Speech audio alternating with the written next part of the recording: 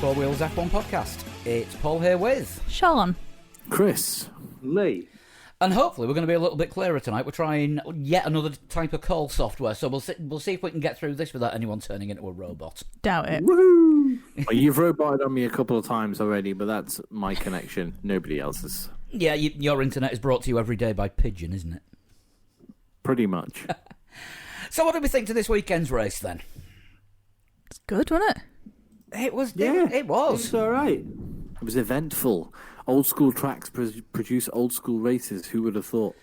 Nice little surprise shower beforehand as well, which I don't think anyone was quite prepared for, just to spice things up a bit. That always helps. I mean, wet races are usually pretty good to begin with. Yeah, but I mean, let's wind it back a little bit from the beginning of the race to qualifying on Saturday, and that wasn't as straightforward and as clear cut as everyone thought it was going to be. Hell no. I mean, that lap from Lando that we all thought would have put him on provisional pole. Yeah, did break the rules though. Did go off the track. That is true. There was when they showed the replay back, it was like, oh yeah, he was about a foot wide. Yeah. Unfortunate, but I mean, it's good to see that the car does have the pace if he keeps it on the grey stuff. Yeah. What else did we see in qualifying? Perez. He was. Yeah. He's getting to grips with that car. Yeah, he is. Single lap more than full race pace, but even Christian Horner admitted that. We'll talk about Red Bull a bit later on, but the you're starting to see, but when Perez qualifies half a tenth faster than Max Verstappen and only half a tenth behind Lewis Hamilton, you know that move has probably been justified by Red Bull, hasn't it? Putting Perez in that car rather than sticking with Albon for another season, because Albon probably may not have made Q3. Let's be honest. I think it'd have got through to Q3. It'd have just bumped Bottas up one more place. By doing no time. Yeah. Yeah, the Stroll method. Hey, it's working for Lance Stroll. And it was good to see that they were being tight on track limits all the way through qualifying this time. I mean, I lost count of the number of laps that got stricken from the record. Yeah, they were consistent with it. That's the thing. Yeah, I mean that's why Lance Stroll ended up in 10th, because both his laps in Q3 got binned. Yeah. Did he only? I thought he only tried one actually. I think he did a second, but they didn't show it because I think he fucked it up early. Was he on a second and it wasn't going well, so he sort of abandoned and came into the pits? I think that might actually be what he did. Okay. But still more lack of fun for Vettel. It's you still don't know where he is with it, though, do you? It is. It's difficult to judge without him having had a sort of a clean race, but then you also still have to question, why isn't he having a clean race? Is it him? Is it the car? It's a tricky one. It was the car this weekend, wasn't it? Because it was a brake problem. Yeah, I mean, the worrying thing is it was two completely different brake problems. Yeah, very bizarre. On both the Aston Martins. Yeah. Later on in the podcast, I will rip into Valtteri Bottas for exactly the same reason, so I don't see why I should let Sebastian Vettel off the hook. I get that he's new to the team, and I said on the last podcast, on the preview show, I felt bad for ripping into him because he'd only done one race. It's fine, saying, oh, he's new to the team, he's still getting his feet under the table, he's learning, he's doing this, he's doing that. He's also a 4-time world champion, but without a sense of urgency. He doesn't want to change. You get the sense with Alonso, for example, that he's trying to change things at Alpine because he really, really, really wants to win. Vettel is just sort of at Aston Martin and letting things happen. Yeah, I don't think we've ever seen him struggle in a new car before either. What, Vettel? Yeah. Yeah, I don't think he took to Red Bull pretty quickly when he joined them. He took to Ferrari very quickly. I think he won his second race with Ferrari at Malaysia. Took to BMW pretty bloody quickly in his first ever race. Mm-hmm. Yeah, absolutely. Yeah. So, it's. I don't deny that he's got that. He's still got the passion and the hunger to do things, but I do wonder why there's no. It struck me this weekend. There's no sense of urgency about him. He's very happy to just sort of sit there and just let things happen around him. In 2010, I can't remember which race it was. Well, sorry, I can't remember whether it was this year or not. In 2010, did Jenson Button win his second race for McLaren? Because Australia was the second race that year. Was it 2010 he won? I think it might have been. Was it a wet one? I think so. It was changeable. It was unusual for Australia. Conditions. Yeah. And he changed very early onto dries, I think. But I keep thinking about Button and this talk about, especially in the Daniel Ricciardo situation here as well. People saying about he won his second and his fourth. Oh, well, there you go. Second and fourth, but I don't think it's a driver in a new team. I don't think it's enough of an excuse. No, because I remember, it's obviously like I'm a Jenson Button fan. I was a Jenson Button fan at the time, but I don't remember Button going from Mercedes to McLaren and everyone going, "Oh, we'll probably have to give him half a season to a year before he gets his feet under the table." Formula One doesn't work like that. No. In the same way, if Max Verstappen was to go to Mercedes next year, would you think, "Oh, well, he probably can't win the championship this year because he's got to get his feet under the table"? The only difference there would be that Max isn't already a world champion. No, but I'm just mean top flight Formula One drivers. It had nothing to do with world champions. I mean, like I don't think it's an excuse for a top driver to perform badly just because they've gone to a new team. Maybe in the one that's got the case for it most is Perez, because we've seen it over the last couple of years just how much that car is designed around Max Verstappen. I don't think any other car on the grid is designed as much around a single driver in the team as that Red Bull is designed for Verstappen's driving style. So I don't get this whole thing of, oh well, it's they've got to get settled in, because I can't remember it being a thing before with top drivers. Yeah, even Perez said, didn't he? I can see why other drivers might have struggled with this car. Yeah, because but it's something I'm going to have to adapt to. Mm-hmm.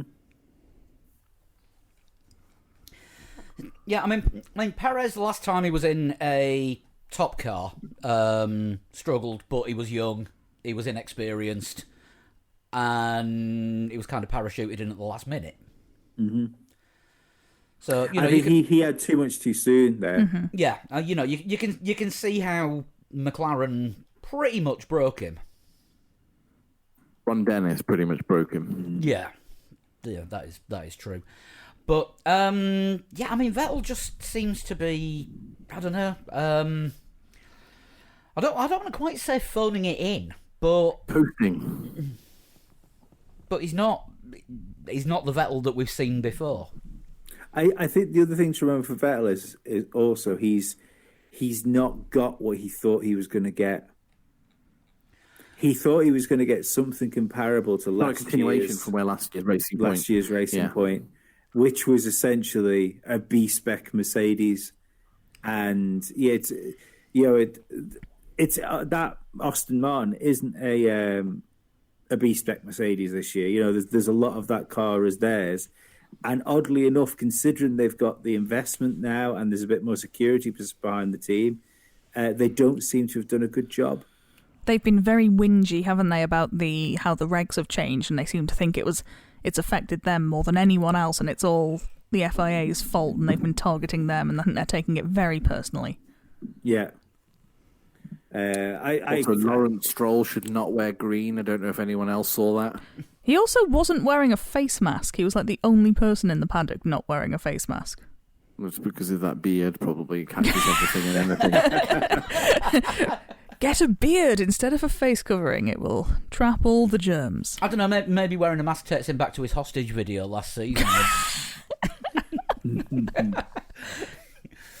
You know, he was genuinely kidnapped, as it turns out. Possible. Very possible. Shall we do the usual team by team then from the back? Let's. Right. Sadly, we're starting with Williams. We haven't done this for a while. We'll do Get Latifi out of the way, yeah. I mean, that's pretty much what Latifi did. That's not going to take long. I mean, he spun, recovered, spun, and killed the car. Yeah, first spin, damp conditions, obviously, you know, cars were leaving the track left, right, and centre. He managed to recover, but then it was his not irresponsibility, just maybe a lack of awareness as to sort of where Mazepin was. As soon as I saw it happen, I was like, "Oh my god, Nikita Mazepin again!" Not his fault. Totally not his fault at all. No, I'm saying there was Sodol Mazepin could have done there. Yeah. Thoughts and prayers go out to Matt Gallagher for this one, because he must have had a right hard on when he thought Mazepin had took somebody out. I mean, it's not easy to take a corner when you've got somebody coming back on track and hooking right in front of you. Yeah, when you can't see properly because of all the spray. Yeah. I can't remember who said it. It was on something I either read or listened to today. But someone pointed out that Latifi probably just didn't think there was anybody behind him because he's used to being last.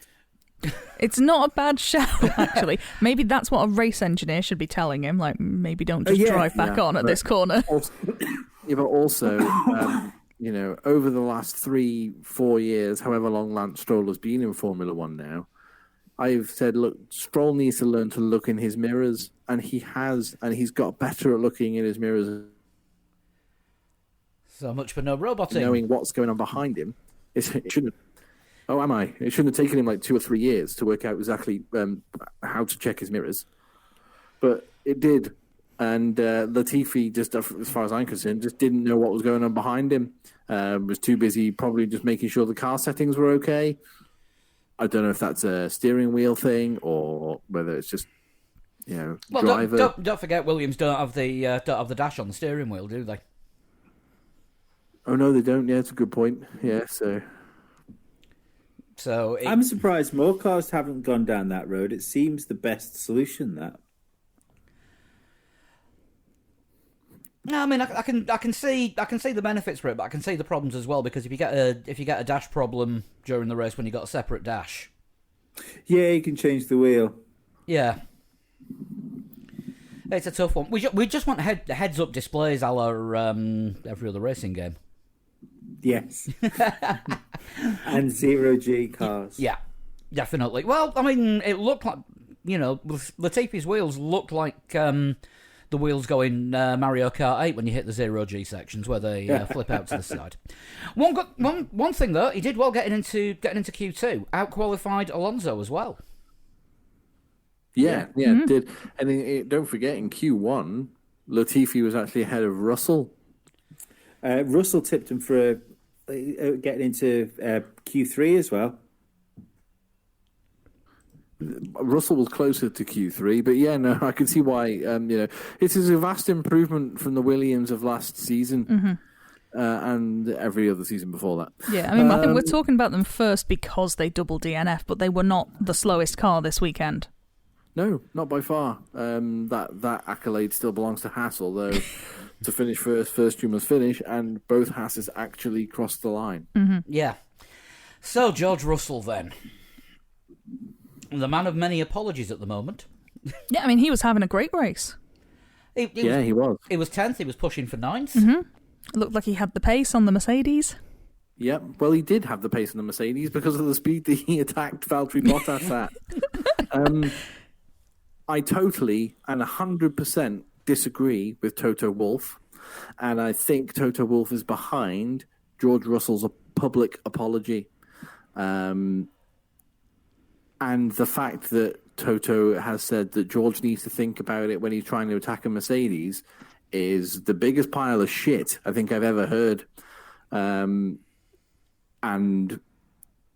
only was it last week before, where Toto was like, "Oh, a lot of people have lost my respect forever in the paddock." Well, what he said yesterday, he's totally lost all of mine, all of it, totally out of the window, because his driver should not have been that far down and getting attacked by a Williams in the first place, and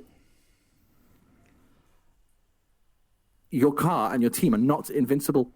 And if a driver in a Williams happens to think that they can pass you, that's up to them, not up to you to not get past. So I'm sorry, but Toto Wolff has this 100% wrong.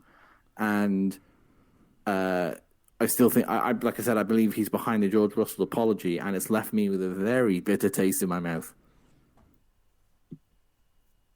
Strong words. I couldn't agree more. Mm.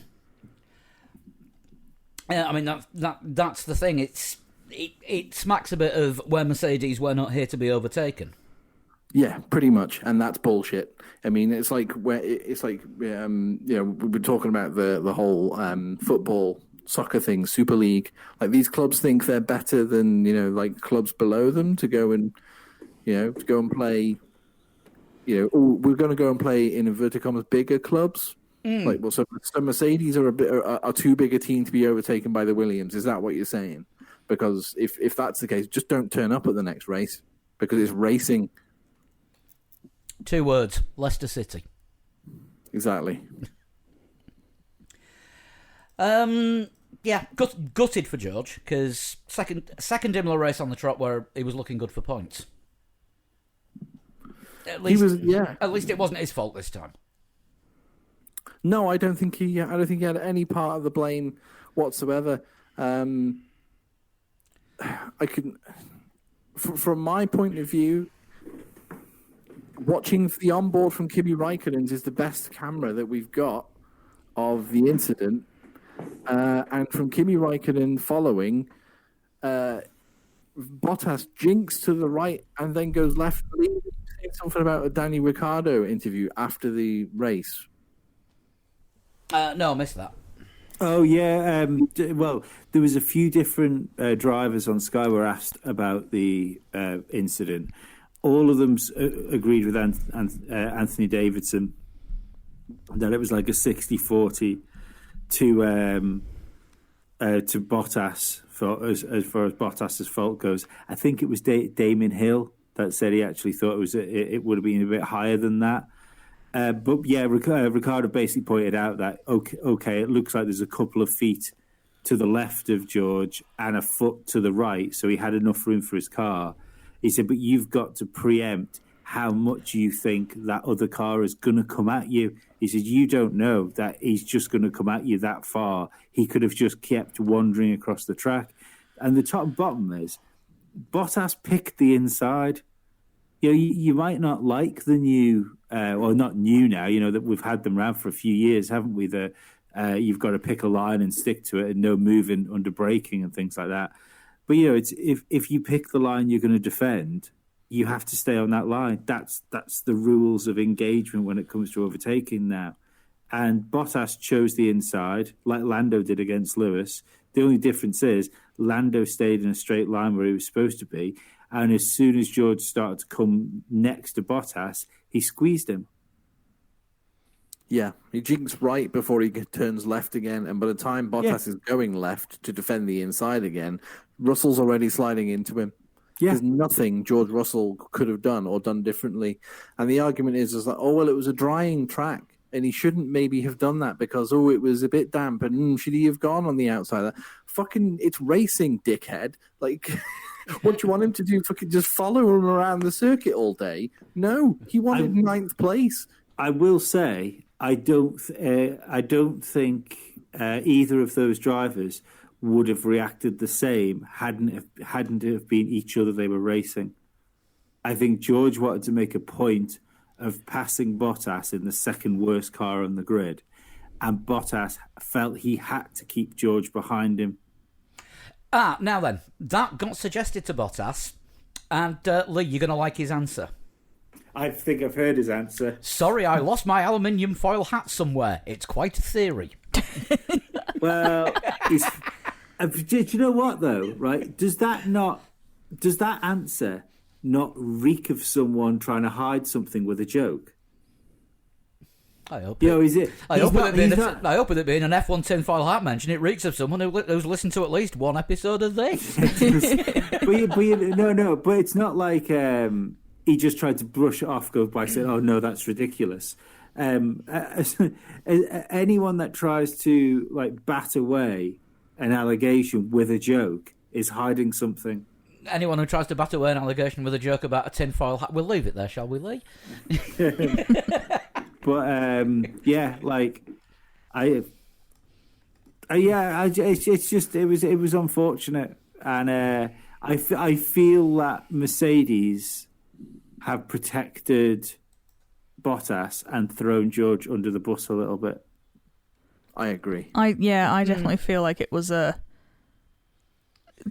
when we heard Toto originally, it definitely felt like he wanted to criticise Bottas but knew he couldn't, and then started to lay into George instead.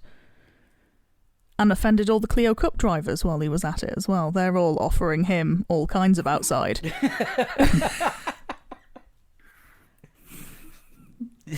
I mean, Clio Cup is the only race series where the cars need to wear knee pads. Right, next up we have, I'm calling this now, the joint winners of the Giovinazzi Participation Award. To be fair, Giovinazzi has a claim of this weekend as well, as I couldn't tell you what he did. Yeah, there's two of them and there's only one of him, that's the thing. No, I think we give the Giovinazzi Participation Award to Haas as a team.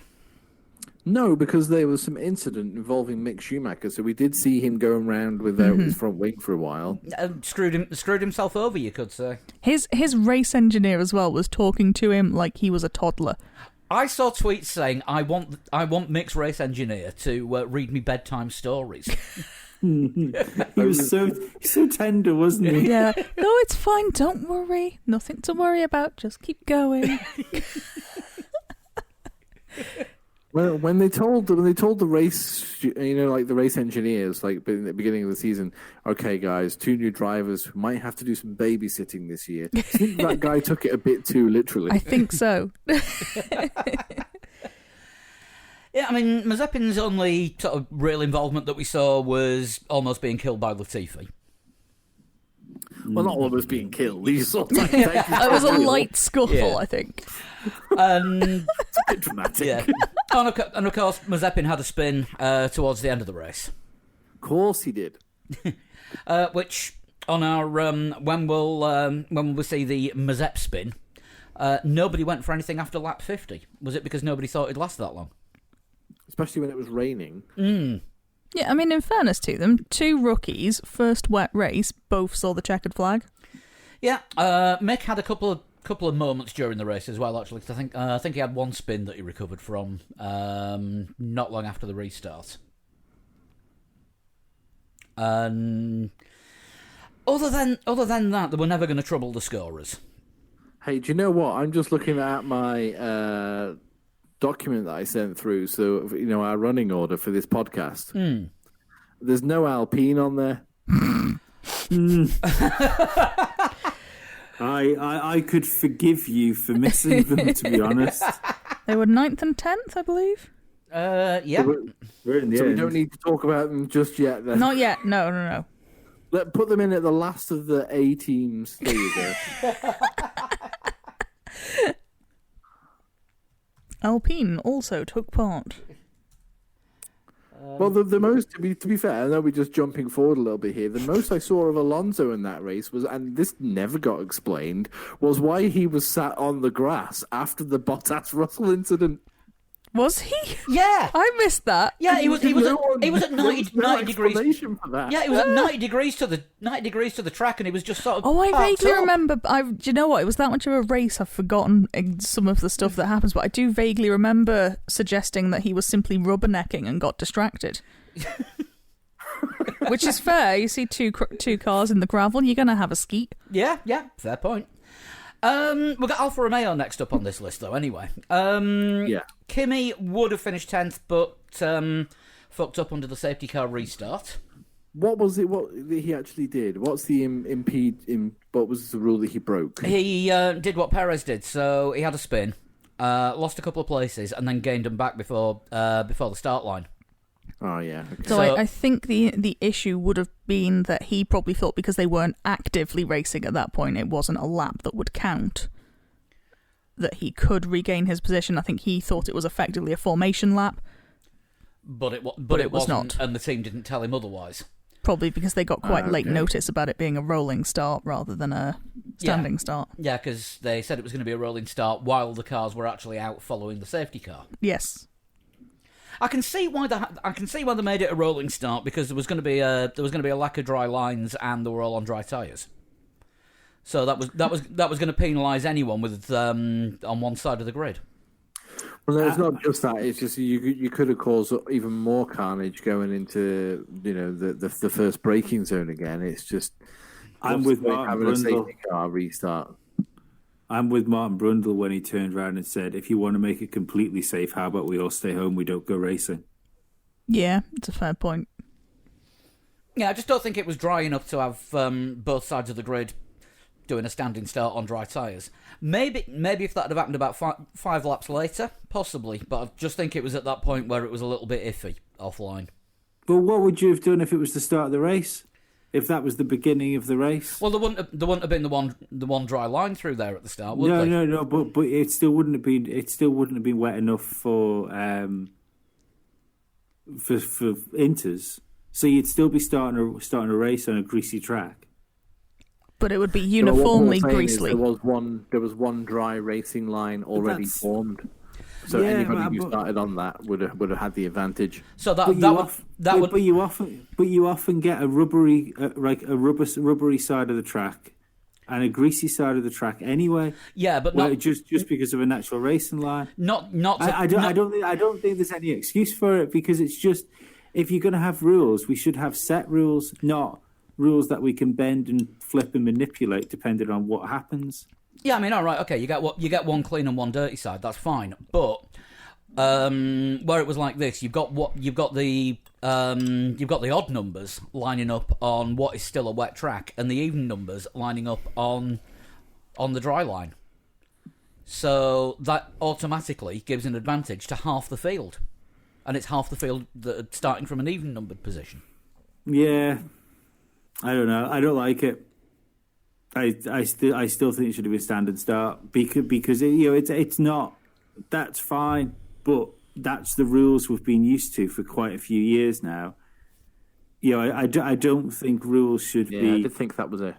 I did think that was the. But I don't think rules should be malleable enough where you can just go, no, not today. The weather doesn't suit it. It did seem the teams were quite surprised by it as well, because after they'd gone out and were on the sort of the formation to the grid, that's when it was announced on TV, like, it's going to be a rolling start. But even like Red Bull tweeted at that point, like, so it's going to be a rolling start then, is it? Yeah. Now, I can see why they did it, but once again, it's lousy communication. They should have made that call before they went out. Yeah. I don't think I know there was definitely a more greasy side of the track, but at that point, I'm not sure it wasn't like a wet side of the track. It was a damp side of the track. I don't think it would have been much different to, if you had a rubbery side of the track and a damp side of the track. Like those races you have where we have a shower just before the race and we see the teams trying to dry the grid spots out, which has now also been banned. But I'm just saying, I don't think it's any different to that. Yeah, I think it's one of those where you had to be there to be able to take a call on it. I can see. In fact, I'd also argue that by the time they got round to doing the starting the race again, there wouldn't have been a dry side of the track if there was still a bit of rain around, because there hadn't been Formula One cars blasting around on it for the last 20 minutes. I don't think it was still raining. It was just really cold. Yeah, it stopped raining, but it wasn't drying up as quick as it would have done if it was a lot warmer. Yeah, I can't. I am going to give the conspiracy theory here. if they'd have started with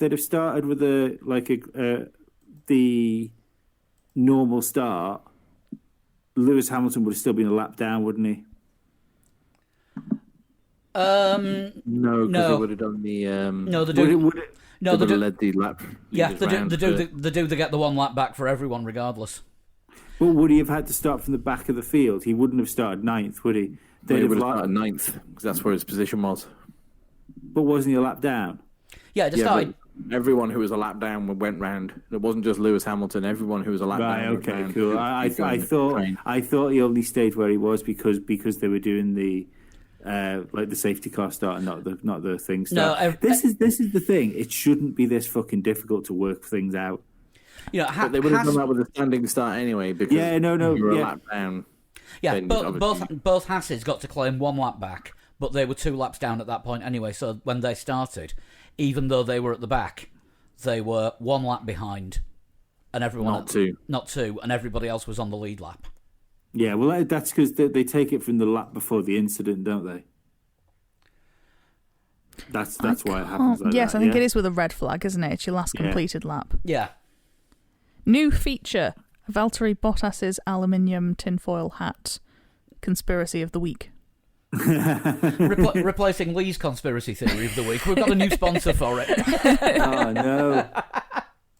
He's not going to have anywhere near as many lizards. No, Finland's too cold for lizards. That's the problem. That's why he's got a sauna.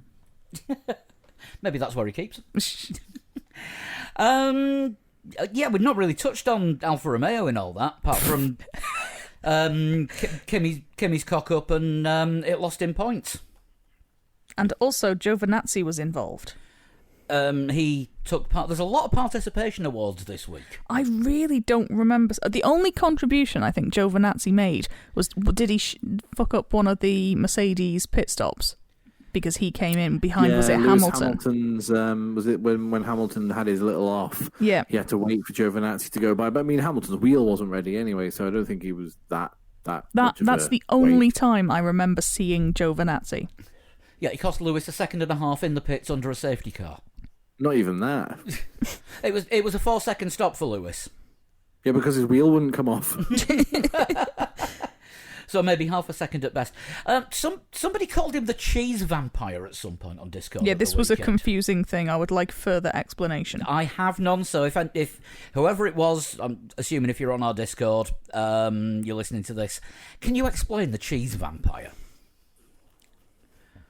The cheese vampire? Yeah. Apparently it's Giovinazzi, but why, we do not know. Giovinazzi's the cheese vampire? Well, he looks like a vampire because he's got the fringe. So but why? But why he's cheese? Italian. He's Italian, therefore he loves quattro formaggio. There you go. Well, that's that conundrum solved. Sounds like Ted's interview with Davide Valsecchi. Where that was a fucking weird moment, wasn't it? 5 minutes of them two just spouting random Italian foodstuffs at each other. No, it was basically Ted saying Italian foodstuffs to Valsecchi and Valsecchi just laughing. Valsecchi laughs at everything. Yes. I've never, ever been happy when he's been on television. You really don't like him, do you? Actually, just quickly, while we're on the subject of pundits and stuff like that, rather than using like hooky means to watch Formula One since I've been Sky off, I decided to use semi-hooky means to watch Formula One by getting a VPN for the year and subscribing to F1 TV. I really like F1 TV's like punditry. It was, it's a bit rough around the edges because they only have certain chunks in. Then you get like a little bit of waiting around before they pick the live feed up. Yeah? Mm-hmm. But it was so nice to watch a pre-show and then a race wrap-up after it done. All they talked about was the race. All they talked about was Formula One. Nobody raced fucking RC cars.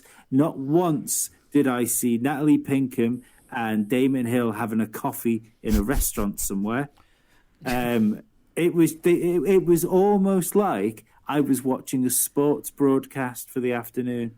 I mean, you're saying all they missed did is Ted talk. Kravitz.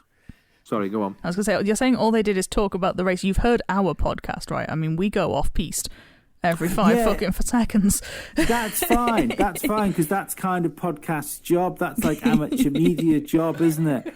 But it like making... I think half the battle is the things Sky do is you can visibly see most of the time, unless it's like Lando and Carlos driving around in a McLaren or wherever it was, or Mercedes with a bucket of milk, where they're clearly enjoying themselves. Most of the time, it's all forced and it feels stupid.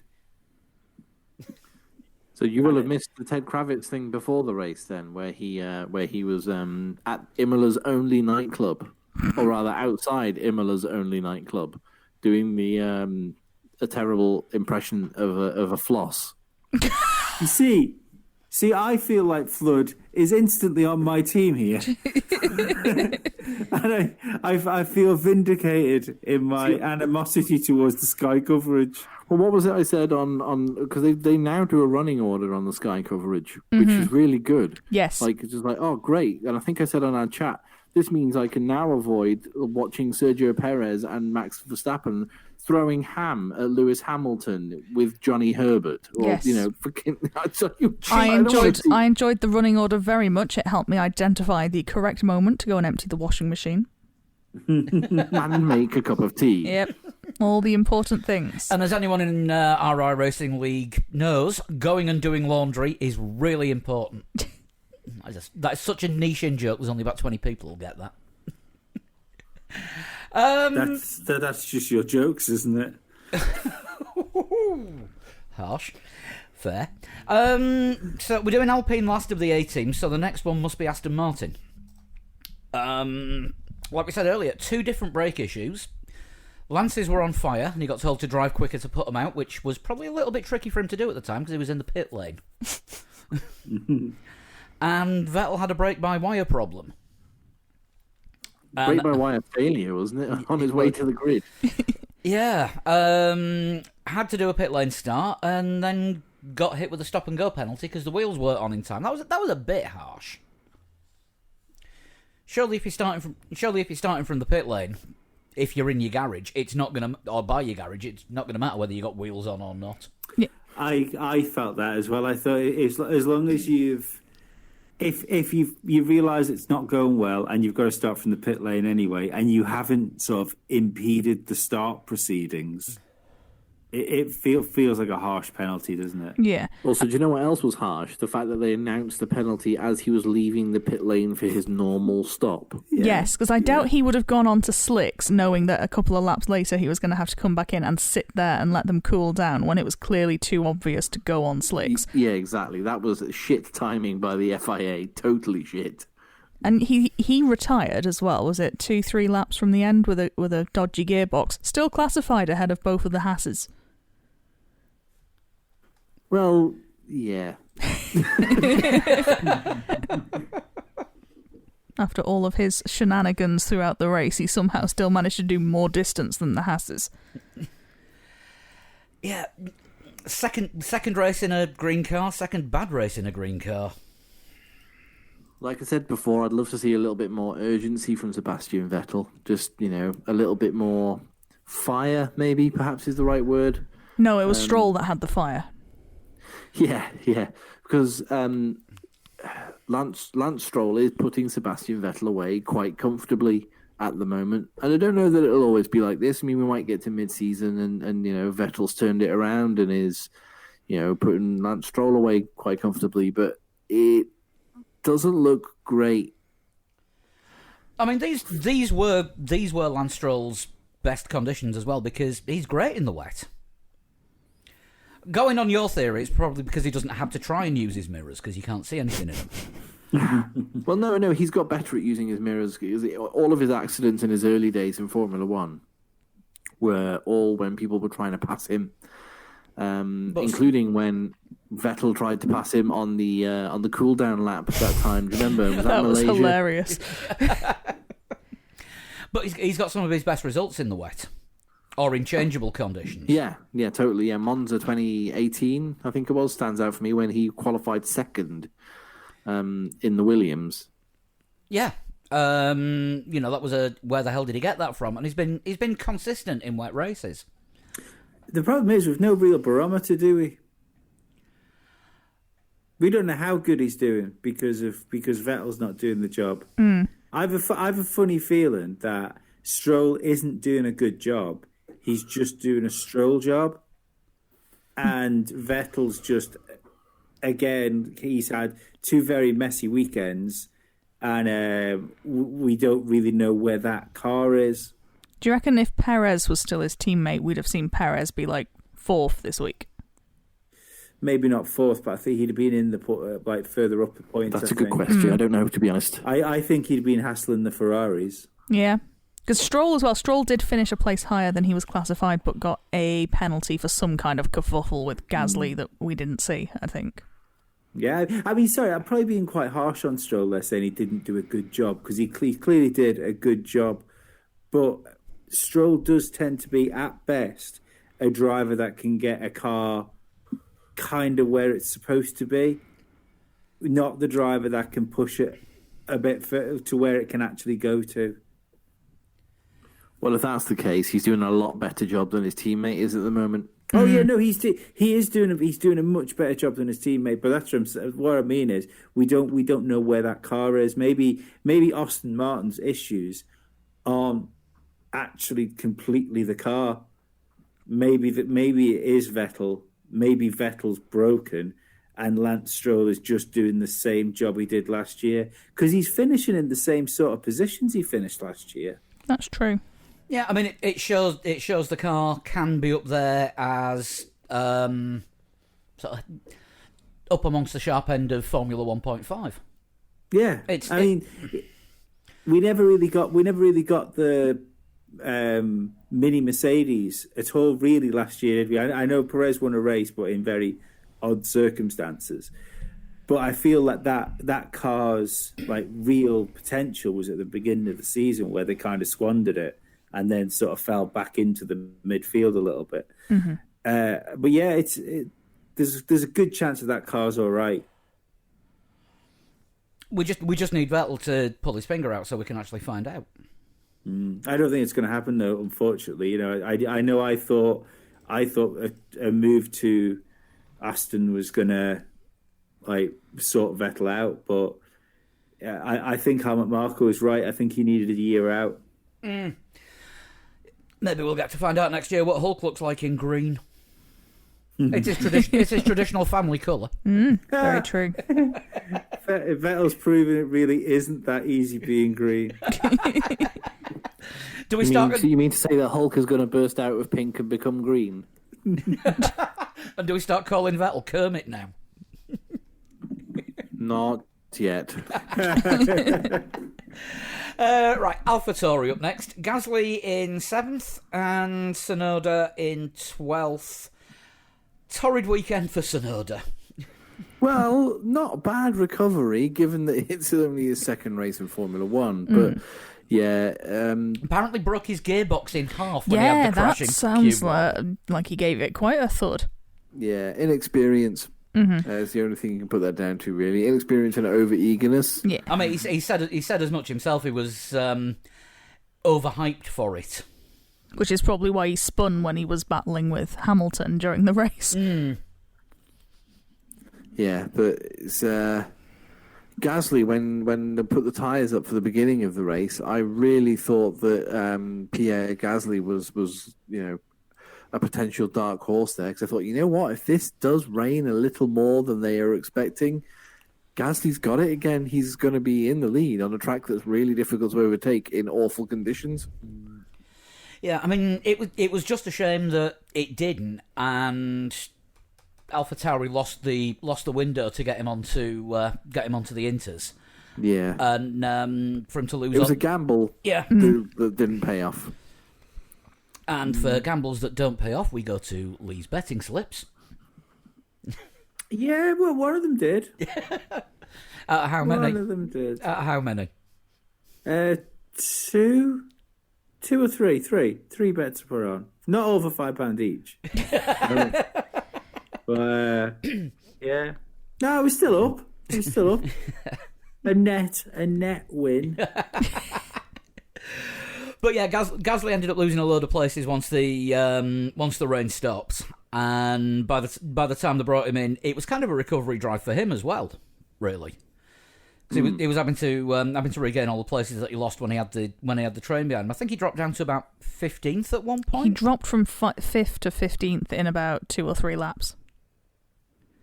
Yeah, because he had the trolley train on the go, didn't he? Yeah, I think was it Lando that was the first past him, and then everyone just followed. Yeah, once the cork popped. Yeah, I mean they just didn't change tyres for them, did they? Yeah, I mean, I was reading an article. I can't remember where, that said lap 5 would have been the best time to get Gasly's tyres changed for the Inters and lose the minimum amount of time. But you don't change from wets to Inters five laps in when you're not 100% sure what the weather's going to do. No, but saying that, if something had happened, we'd have gone, what a genius move it was. Yeah, absolutely. Yeah, like I said, just roll the dice. Yeah, I mean, sending him out on the wets to begin with was a brave move. I think a second brave move like that would have probably been a bit much. Yeah. The only interesting thing I think about AlphaTauri is, in all of its guises so far, in teams and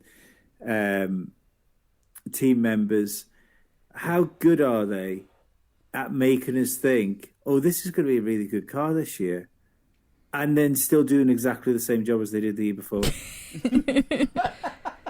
you know what I mean? Like we went into this season thinking, is that like the second best car on the grid? Is it almost as quick as a Mercedes? Like, no, it's not actually. It's just a bit behind Ferrari and McLaren, where you expect it to be. Yeah, I'm trying to remember a time when they weren't not in the back markers, but not at the front of Formula 1.5. Yeah.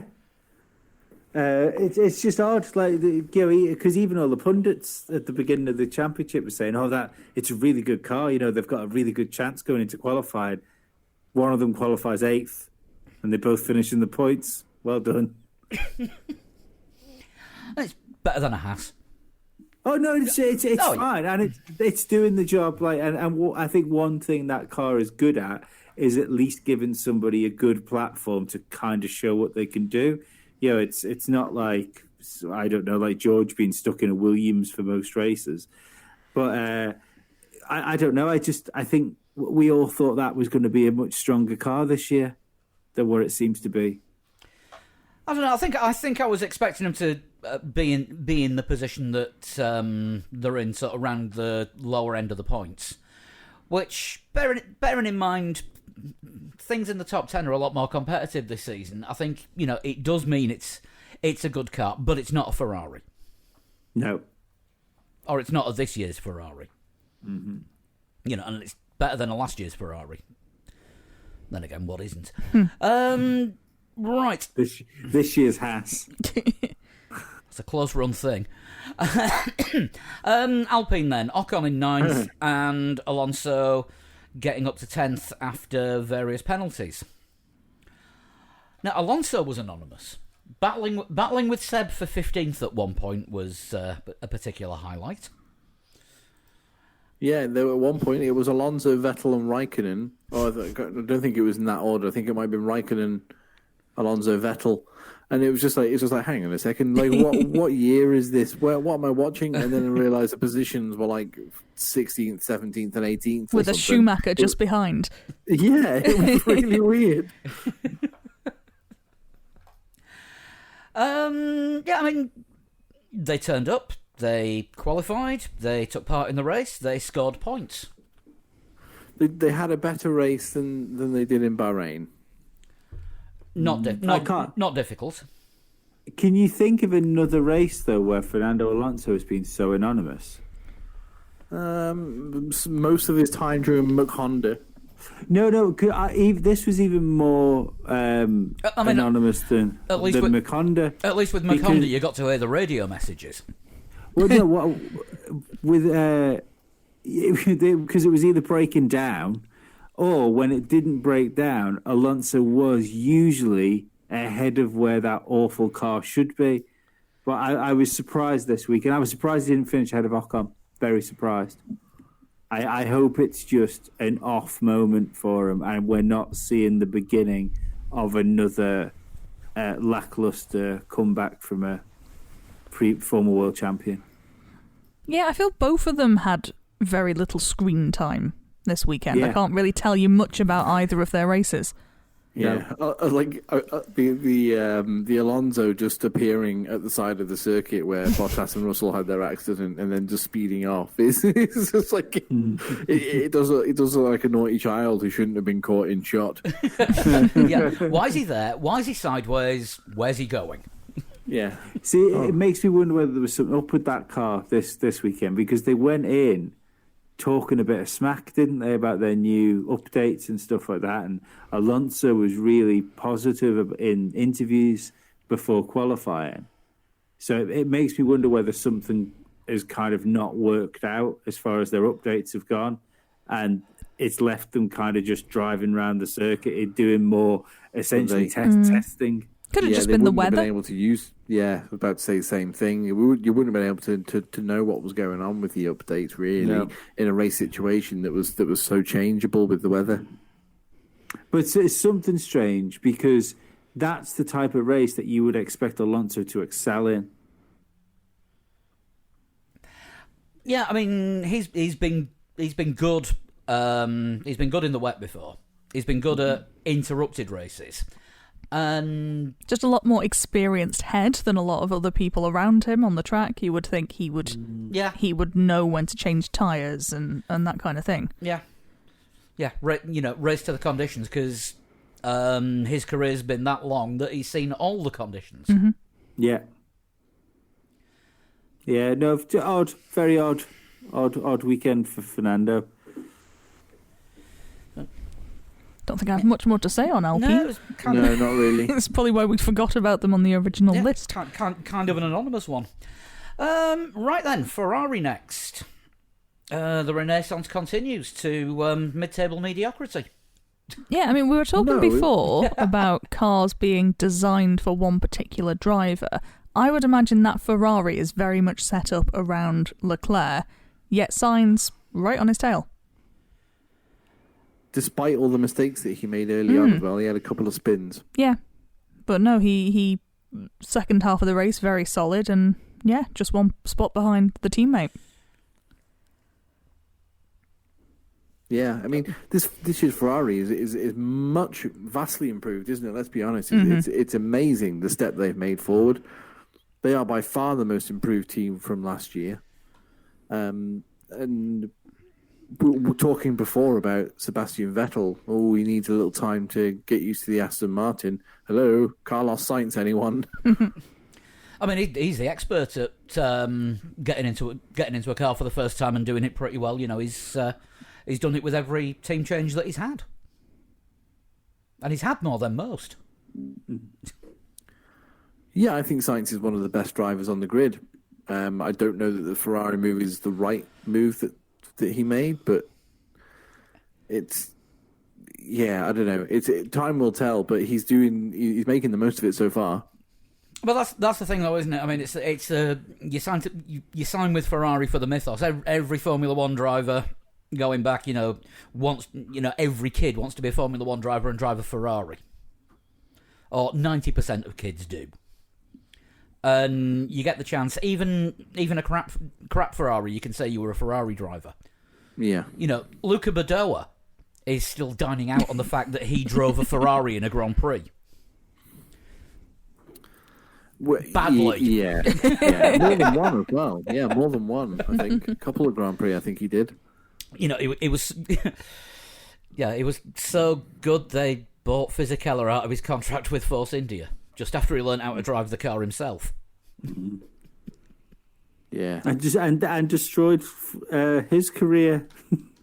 The Fisichella was ticking along quite nicely in the Force India, wasn't he? Till he went to Ferrari. Yeah, but I think in some ways, on an emotional side of things, you can see why Sainz did it, and he's got his. Do you think he regrets it? He's got his dad advising him, and his dad knows a thing or two about cars.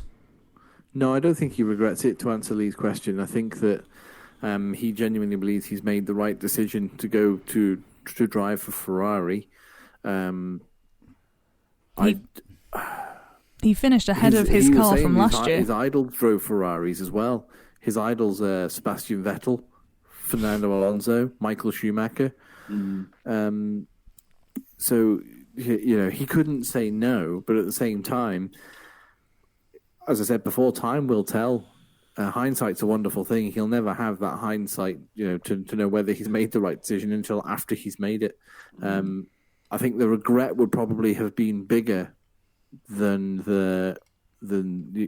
having not made the decision to go to Ferrari if he finished his career and never drove for them. And my issue. And sorry, go on, Paul. Those Christmas cards he's going to get from Esteban Ocon every year for the rest of his life, saying "Thank you, you saved me a job."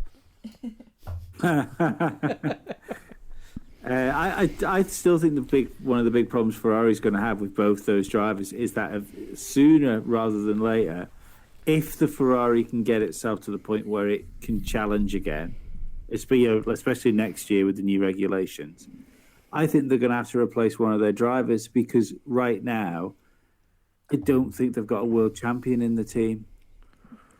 I think they've got two drivers who are too similar. Yeah, essentially, they've got two masses.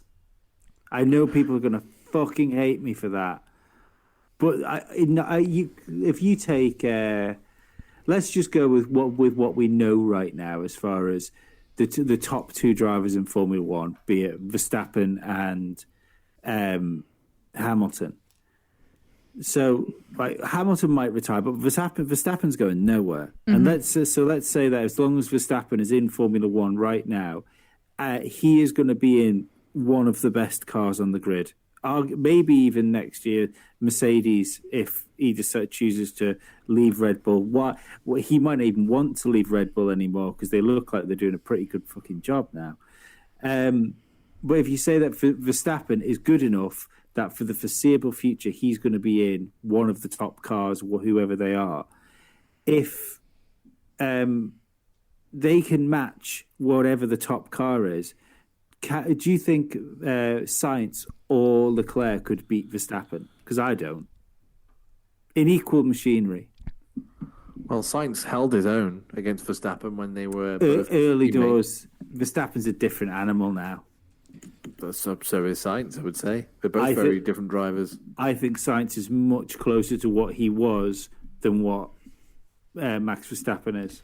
I think if Hamilton retires, then I think probably Verstappen's biggest challenger probably becomes George Russell. Mm-hmm. Rather than one of the Ferraris. I'm not including George Russell because he's not what you call proven. But if someone put a gun to my head, I think George Russell is better than both Sainz and Leclerc. Blood's thicker than water.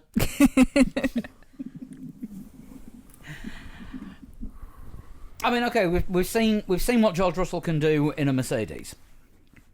Sainz and Leclerc, could they be world champions? I don't know. Could Ferrari actually? And this is why it will take a lot under the current circumstances for either of them to even be in with a shout of a world championship.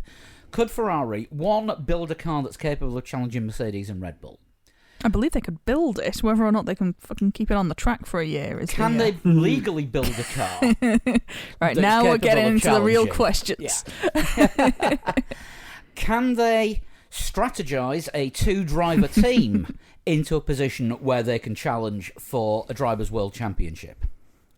Because we know how good they are at shooting themselves in the foot. And I don't care what Ferrari have said before about the Constructors' Championship's the important one. That's bollocks, because I still believe they screwed Eddie Irvine out of it. 100%. Yeah. You know, funny how that car that had been incredibly swift all season suddenly, there's something wrong, it's not working properly, but we only need half a dozen points to get the Constructors, so we'll just concentrate on that. So could they actually not Ferrari themselves out of a World Drivers' Championship if the opportunity presented itself? There are too many ifs to know that under the current and, let's face it, previous, since the Dream Team called it a day, Ferrari regime, you know, there's too many ifs for us to actually to actually determine that. The last championship that Ferrari won was done because another team Ferrari'd themselves out of it. Yeah. So, tick all these boxes, and then we'll find out if there's going to be a fight or not. One box remains unticked. It's not going to happen. Sorry, Ferrari fans, but that is what Ferrari has been like for the last 15 years? 15 years.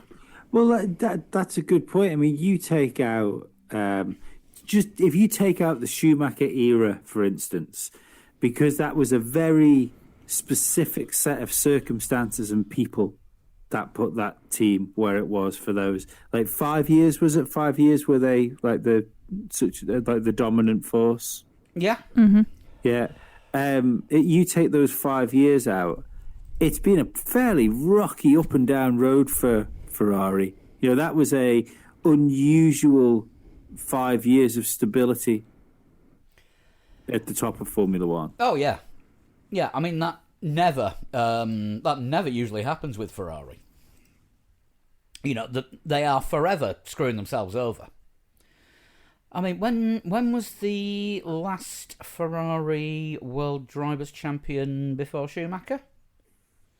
Pop quiz. 1979. Was it Lauda?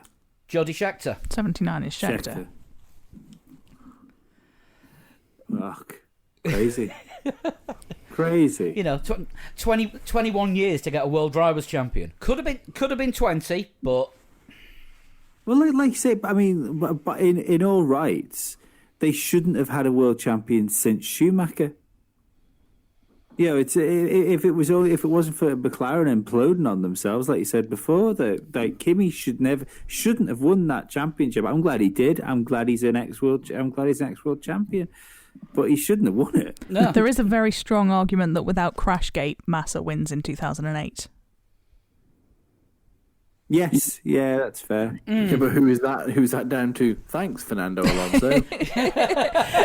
No, that's also thanks Ferrari mechanics for releasing Massa's Ferrari under the safety car with the fucking fuel hose still attached. Yeah. That was what cost him that race. I think there's also a good case to be made that without Glockgate, oh yes, Massa wins the world championship as well. Poor Massa. He was champion for 20 seconds. No, he wasn't. Do you know what? Provisional champion. It's a real shame for Massa, I think, because that was a proper. It was his arrival year, 2008, and I think he could have gone on to be a top driver in Formula One and a future world champion. I think he would have won a world championship at some point, be it for Ferrari or somebody else, because we only remember broken Massa now. We only remember the Massa after he took a spring to the head and nearly died. Which forget was only that was only in the middle of the year after. That was 2009. Yeah, so exactly. But I think that was much like we're seeing from. I mean, maybe not to the same degree, but you see with Norris now, where he seems to be having his sort of year of development where you see, oh God, actually there's something here. And we saw that in Massa against Hamilton. That's the thing to remember, is that we look at Lewis Hamilton now as the best driver in Formula One ever, and Massa took him to the last race for a world championship in very equal machinery. Mm-hmm. So before that spring, Massa was a fucking good driver. Yeah, I can't argue with that. Definitely can't argue with that. Also proving that driver skill is in the frontal cortex. We'll do McLaren now anyway. Danny in 6th and Lando getting his second podium in 3rd. Again, Danny, another driver, gets in the car and does the job in it. Has been very honest as well about the fact that he doesn't quite feel at home in the car yet, and that his race pace wasn't as good as Lando's, and was very sort of humble about being asked to let his teammate through. Yeah, he said muscle memory, wasn't it? Yeah. God asked to move over because Lando was saying that he was faster, he just couldn't get past because of the dirt. Yeah. Daniel let him through, and then Lando proved that he did have more race pace, because within a couple of laps, he got it up to about 5 seconds. Dropped like a whore's necklace. Yeah, it was like 5 seconds, and then the following lap was like 8 seconds, and then it was 10, and then it was 12. It was like, oh my god, Lando does have the pace. I was watching. I wasn't watching the race at this point. I was just turning around to my dad, going, "He just pulled another half a second out in like 2 corners." But the thing is, Danny was still pretty bloody rapid. Yeah. But Lando was ridiculously rapid. Yeah. You know, once Ricciardo gets more familiar with that car, you know, I think we'll be seeing him fighting for podiums. I still go back to what I said at the top of the show. I'm not sure I take that as an excuse. Because what the McLaren seems to be, I don't really know what's going on with Ricciardo here. But he looks a bit average at the minute. I hope that's going to change, but I wonder whether, in the same way, sometimes you think, "Oh, that driver's missed the boat now." I'm wondering whether this is the sort of decline of Daniel Ricciardo, where he had a few years there where he could have been there, but they've kind of been wasted and squandered. And now he's just somewhere else. But he's now got the young rookie teammate to try and deal with. Yeah, and it's going to be difficult for him. Yeah, I think last year Lando and last year Daniel would have been incredibly close in this year's McLaren. I think that Daniel Ricciardo last year, even in the Renault, which we don't think was as good a car as the McLaren, he got past Lando Norris at times, and he did a better job. But this year, Lando has stepped up another level yet again. He's gone one step higher.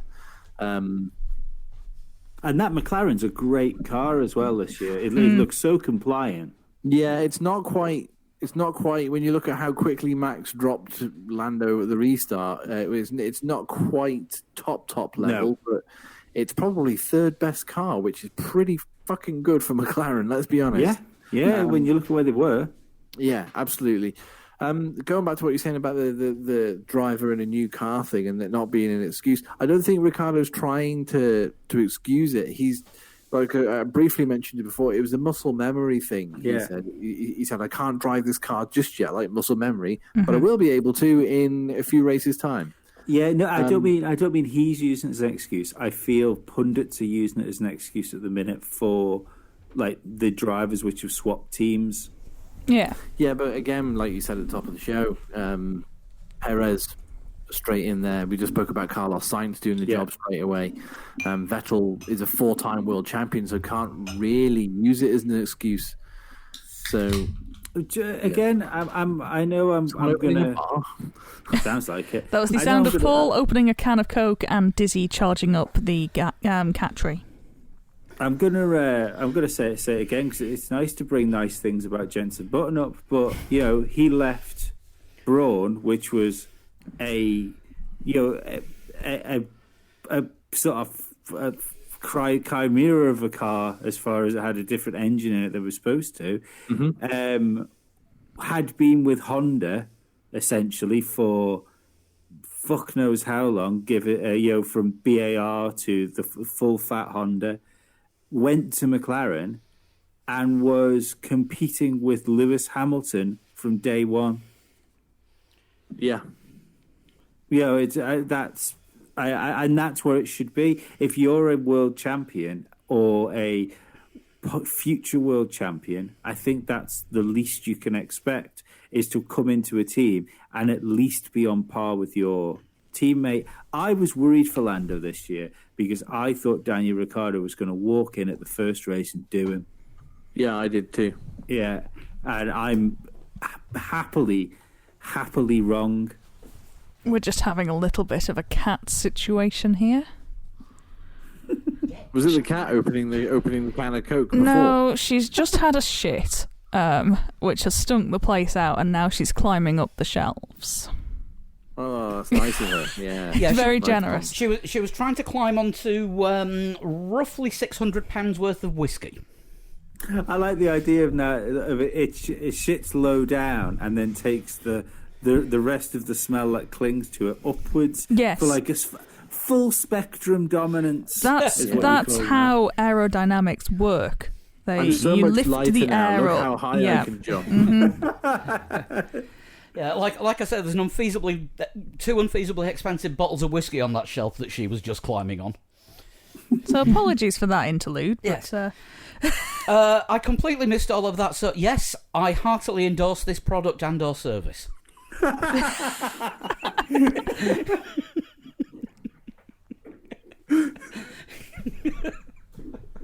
Right, Mercedes. Bottas, go. ooh. Oh dear. I mean, You really want me to? I mean, even called taking it. the crash out, it was a shocker, wasn't it? That was an absolute mare for him. This is something that starts on Saturday, though. Yeah. If you want to go back to Saturday, we know a couple of drivers missed their timed laps and had their laps deleted. The top end drivers managed to get their laps in. You know, Bottas he was didn't. He was fastest in Q1. Yeah. After, I think, having a time deleted in Q1. Yep, he was 1, 2, 3, 4, 5, 6th in Q2. Yeah, and then 8th, or was it in Q3? 8th in Q3, and we don't know. He could have even been 9th if Stroll had got a lap in. Yeah, so Stroll was the other driver in Q3 not to get a lap in. Well, Bottas did get a lap in, but it was pants. Yeah, well, yeah, a banker lap. It was Yeah. his banker lap, wasn't it? You know, his timed lap. Yeah. Same with Lando. Lando got his 7th place, but his really hot lap at the end of the session was deleted for track limits, Which would have got him 3rd. which would have got him. Would have got him 2nd and then 3rd when Perez crossed the line. Valtteri Bottas is in what's supposed to be the best car on the, or at least, you know, one of the top 2 best cars on the grid, and he can't even keep it between. Just like Chris can't The keep colour, it connected. We lost you for a second then. I was going to say, there are kids who learn to colour between the lines and get it right. Lee's made a career out of it. Yeah, absolutely. I do it to a professional standard. I'm dismayed with Valtteri Bottas, like totally dismayed with the fact that the TV ended up reporting that that Toto Wolff was on the radio to Valtteri Bottas early in the race and was just like, "Come on, Valtteri, we need this. You can do this." Well, like I said, he wasn't performing anyway. So I don't know why the fuck Toto Wolff feels like he has to defend him now that he had this awful accident. And it's worth saying, it's because I don't think we have mentioned it. It's fantastic that neither of them were hurt at a corner which has caused so many injuries and, of course, deaths in the past in Formula One. Obviously, it's totally different layouts, etc. But Valtteri Bottas was 9th place in a Mercedes and wasn't climbing. Other cars were climbing. Like, I'm pretty sure Lando Norris got past Bottas and disappeared down the road. Norris ended up with a podium. Yeah. Like Pierre Gasly, who had an awful start to the race. I think he did get passed by Bottas at one point. Pierre Gasly still ended up 7th. Pierre Gasly got passed by everyone apart from Latifi. Pretty much, yeah. Pretty much, but Lewis Hamilton, his teammate, had one of those lucky escapes. Okay, I'm going to bring sort of Hamilton's race into it as well, just to do a little bit of contrast and compare. Hamilton slides off the track, being very impatient to try and get past, surprise, surprise, George Russell. So he goes onto the wet part of the track, which sees him slide off onto the gravel. I thought he was out of the race. I thought, Hamilton's beached his car. He's out. Hamilton gets his car back on the circuit, goes and has a pit stop. Then, of course, there was that accident. But we never saw Lewis Hamilton lose his cool. And when he got the opportunity, Hamilton carved his way through the field and ended up finishing second. At no point during that race did Valtteri Bottas look like he was going to improve from ninth. At no point.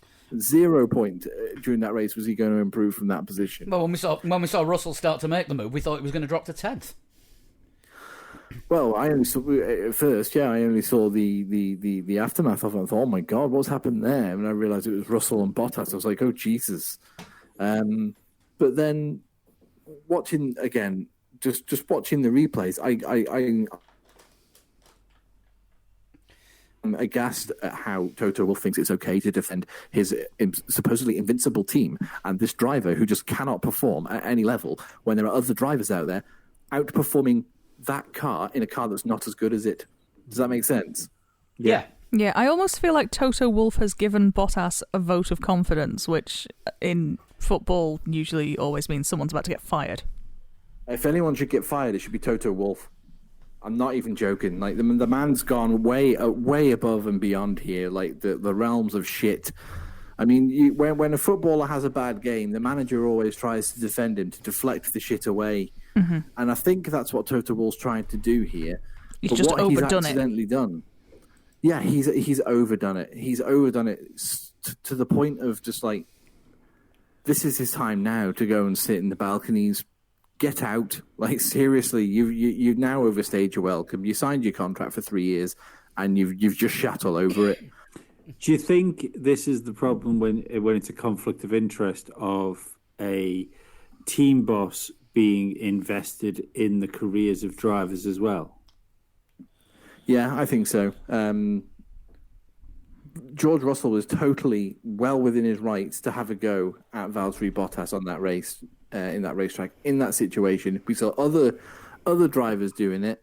It was Lewis Hamilton doing it, and there was no contact. There was no contact, and when there was contact between drivers, it was reasonable. It was a little bit argy-bargy, especially at the start between Hamilton and Verstappen. We didn't hear anybody coming on the radio complaining. I mean, Hamilton did say, he said, "Oh, Max pushed me out wide," but it was always going to happen at the first turn. But if what happened between Bottas and Russell is so so damning for George Russell, and he should not have been attacking a Mercedes, well then, how come Lewis Hamilton wasn't leading that race after the first corner? Because how dare Max Verstappen overtake a Mercedes? Well, do you know what it reminds me of? It takes me back to that sort of horrible 90s thing and probably before 90s, but that's kind of when I got into Formula One, so it's what I remember. But I remember like back in the day where you'd have a Ferrari coming up to, that might have been out of place, coming up to say a Minardi, for instance. And Murray Walker would point out that the Minardi had a Ferrari engine in it, and all of a sudden that Minardi would evaporate out of the way of said Ferrari. It was a Sauber, and I think Murray's comment was, "As a case of champagne going to the Sauber motorhome right now." Yes. It reminds me of that style of thing again. It's like, well, hang on a second. We know you're a separate team, but you're not a separate team, so will you just behave, please? The one that springs to mind for me, I'm trying to remember which year it was. I think it might have been 98. Coulthard was in a McLaren, and he got stuck behind an Arrows. I think it was an Arrows. It could have even been a Minardi. And apparently, Ron wasn't Verstappen, was it? And he went to the team principal, whichever team it was, and they were on the same lap because Coulthard had a spin and pitted, and Ron Dennis was trying to get the might have been an Arrows, it might have been Tom Walkinshaw, telling him to get his driver out of the way, otherwise they'd never race in F1 again. Yeah. It's like, what the hell gives you the right to do that? Because those cars are in the same position on track where they're racing. Yeah, exactly. Do you know what else I can't understand? And I think it kind of speaks volumes a little bit about Toto Wolff's like almost vice-like grip on the sport, or that he believes that he has this vice-like grip on the sport, is that Williams haven't responded. Because if I was Williams, or if I was part of the Williams family, if it was still a Williams family-owned team, and he said, well, he needs to remember who he's attacking before he comes up to... I'd have turned around and been like, you fuck off. Who do you think you are? Like, we are here to race. Well, we might not be able to race with you every week, but we had a chance to pass you then because your driver's not doing his job and ours is, and you've thrown your toys out the pram because there was an accident. Yeah, yeah. Well, 100% again, mate. It's not good.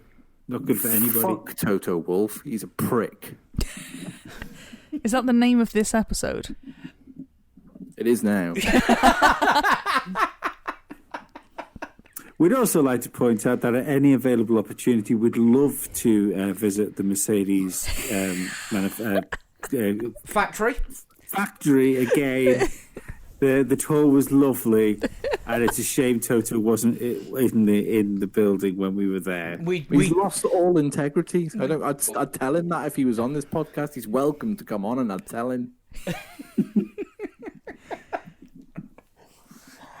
I don't quite know where to go from that, apart from Red Bull. I tell you where we won't be going: Mercedes. I think we've now got an exclusion order from Brackley and Brixworth, haven't we? And Silverstone, from when one of us tried to fucking gang interview Bottas. I wasn't trying to do that. I was trying to put the voice recorder on the PA for the next round of interviews, and I got shooed away because everybody else had done it. I was literally stood at the side of the stage where he's being interviewed for Finnish TV, out of camera shot, trying to put my voice recorder on the speaker with all the other voice recorders, and I got shouted at. It was funny. I'm only trying to get a recording. Anyway, Red Bull. Perez first. An up and down time of things, you could say. Yeah, fantastic qualifying. Was doing all right in the race as well. Had a spin. Was it after the safety car restart? It was under the safety car, wasn't it? He spun under the safety car, and then he got hit with the penalty for getting his positions back. Yeah, yes. Yeah. Which but then he got some positions back and then spun again. But he got the penalty kind of nullified by the red flag because he'd already served the penalty by that point. Yeah.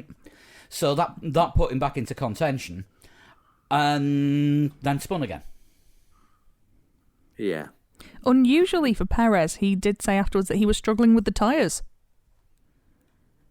Which is a very un-Perez behaviour. Yeah, it is. Yeah, totally un-Perez.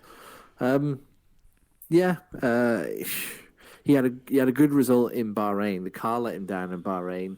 I think maybe he let himself down a little bit here in Imola. It's hard to tell. He appears to be doing a better job on that Red Bull than any of the drivers have done, since Daniel Ricciardo. Yeah. Not much more to say about Perez. Really. Horner's making excuses for him, saying that he's not had the mileage.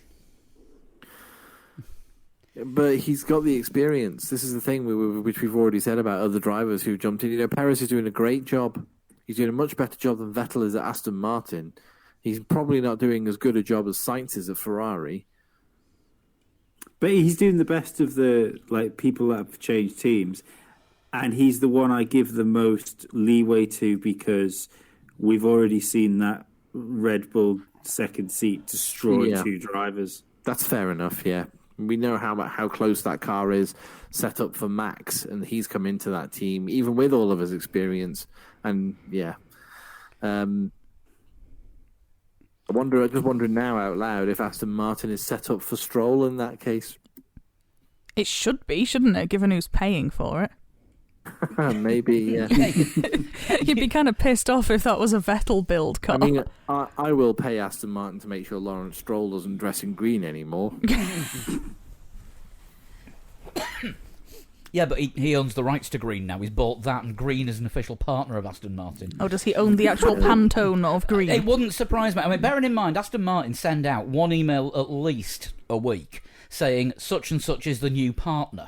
They do have an extraordinary number of official partners for absolute shite. Yeah, you know, Like a denim partner, not jeans, not clothing. Yeah. Denim. yeah, but don't forget, double denim is the Canadian tuxedo.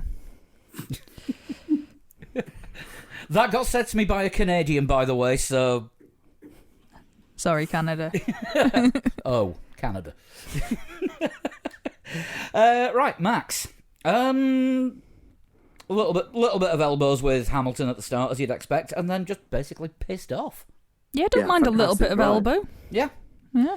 you know, elbows is what you watch racing for. Yeah, it was a great start. Starting in second gear, managed to power past his teammate and Hamilton. Hamilton uncharacteristically left the door open on the inside. Verstappen just took it. And like I said, I don't think he put a foot wrong. I think he might have been the only driver, apart from the slight wobble he had at the restart before they got to the safety car line. That was close. That was Yeah. very close. I think he. Aside from that, I don't think he put a foot wrong, and I think he was perhaps the only driver not to put a foot wrong, which is why he probably, or almost definitely, deserves that win more than anyone else. Yeah, I mean, it won by 22 seconds, and I think it was 27 laps after the safety car. That would be about after- right. after the yeah, second that restart. sounds about right. So that shows he was nearly a second a lap faster than everybody else over all that. Yeah, I feel we were robbed though. With Hamilton and him having contact into in the chicane, and Hamilton's front wing getting damaged. I think that cost us, because Hamilton was gaining on him as well. You know, during the worn Inters period, even with a damaged car. Then Hamilton goes and throws off the track, and that destroys it. We were kind of robbed of another Clash of the Titans, weren't we here? Yeah, it would have been nice to see them sort of come back together on track. Not together in a crash, but racing-wise. Racing each other. Yeah, it would have been good to see a second round. I mean, what would have made that good as well is probably if they'd have been racing each other, they'd have been taking time out of themselves, and we could have ended up with a larger than 2-car battle. I think they'd have took maybe a couple of wheels off each other, and we'd have ended up with a Lando Norris victory. That's what I really, really think that was going to happen. I think there's a damn good chance of that happening at some point of this season. I think Lando is going to win a race this year, you know. I think It's if we get possible. another I think- wild race, I think he stands a really good chance of being the one that's in the right place. Yeah, I think McLaren, I said at the beginning of the season, I think McLaren are in a position to win races, possibly plural, this year. And at the moment, it does look like Lando is the driver on top. Yeah, hopefully there'll be one of those tracks turn up, like an Arrows in Hungary, where that car is just going to click on that circuit. Yeah, and nowhere else. Yeah. Wet Monaco, maybe, you know. Ooh. Who knows? Yeah, ooh. Stranger things have happened. Like, for example, our, I'm not going to give it its full name, but Amazon interactive device with a screen that is also used as a Photo frame. moving photo frame just Yeah. happened to show pictures of the last event that Mercedes invited us to. Well, just after Oh, she just after listening? Chris went on the round. Paul, just do it. It's just easy to go, okay, Google, hey, Siri, Alexa. Congratulations, you've just set everybody off. Right, rock stars and Hey, wankers. Zune. No. Rock stars and wankers. I think we know who Chris's wanker I is. think I might know who Chris's wanker is. Yeah, I don't even need to say it. Just move on. My wanker of the weekend is Matt Gallagher, because I am fucking tired of seeing people retweet him, even though I've tried to stop following him to listen to what he's talking about. So that's my wanker of the weekend, and I think he's going to continue to be my wanker of the weekend for the foreseeable future through this season. So this is another show that we will never guest on. Do we want to? Not really. If we're honest.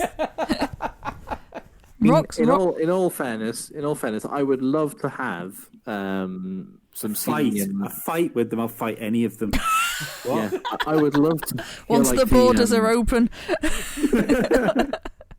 Like the Ron Burgundy fight in Anchorman with all the news teams. All the F1 podcasts converge on one racetrack and have their own bizarre 70s style fight. Anyway, we could have like a loser leaves town match. The loser never podcasts again.